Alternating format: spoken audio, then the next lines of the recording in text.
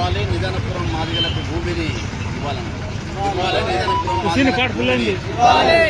నిజానపురం మాదిగలకు భూమిని ఇవ్వాలి నిజానపురం మాదిగలకు భూమిని ఇవ్వాలి నిజానపురం మాదిగలకు భూమిని ఆక్రమించిన వారిపై కఠిన చర్యలు ఆక్రమించిన వారిపై కఠిన చర్యలు ఆక్రమించిన వారిపై కఠిన చర్యలు మహబూబాద్ జిల్లా దంతాలపల్లి మండలం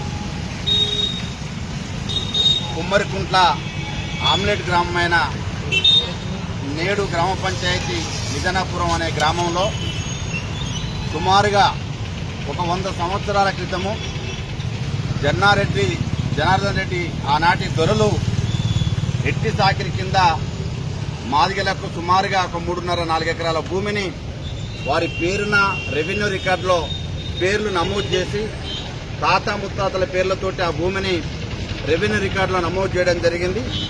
ఆ తాత ముత్తాతల పేర్లు నేడు ధరణిలో కూడా వాళ్ళ పేర్లే రావడం జరిగింది.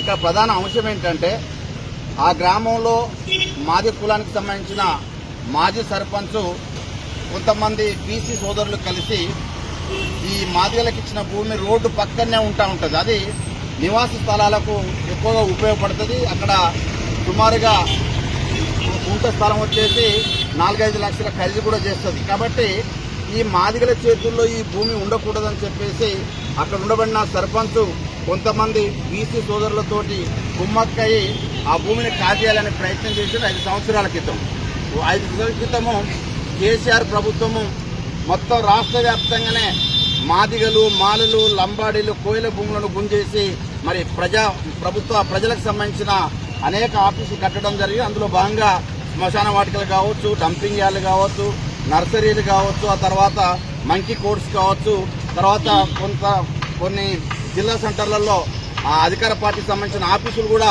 మరి గుంజుకోవడం ఆఫీసులు కూడా కట్టడం జరిగింది. అంటే మాల మాదిగల భూములు కోయలంబాడీల భూములు అదనంగా దొరుకుతాయని చెప్పేసి ఒక పెద్ద కుట్ర చేసి ప్రభుత్వం మరి గుంజుకునే కార్యక్రమంలో భాగంగానే నిజానపురంలో కూడా మాదిగల భూమిని మరి తప్పు పద్ధతులు అంటే 3 ఎకరాల భూమి ఇప్పిస్తా అని చెప్పేసి డబుల్ బెడ్రూమ్లు కట్టిస్తామని చెప్పేసి ఆనాడు ఉండబడిన నియోజకవర్గం ఎమ్మెల్యే గారితో మరి ఆయన కుమ్మక్కయి మరి మాదిగల భూమిని కాజేయడం జరిగింది.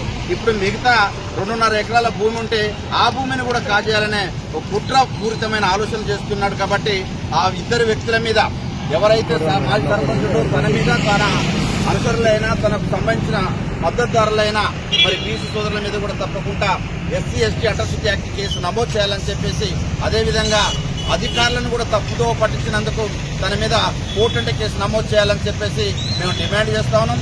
ఇప్పటికైనా చెప్తున్నాం ఆ మాజీ సర్పంచ్కు తర్వాత ఆయనకు సహకరించే బీసీ సోదరులకు అనవసరంగా మాయమాటలు చెప్పి నమ్మించి మోసం చేసి భూమిని కాజేయాలని ప్రయత్నం చేస్తే తప్పకుండా ప్రతిఘటన పోరాటం జరుగుతుంది.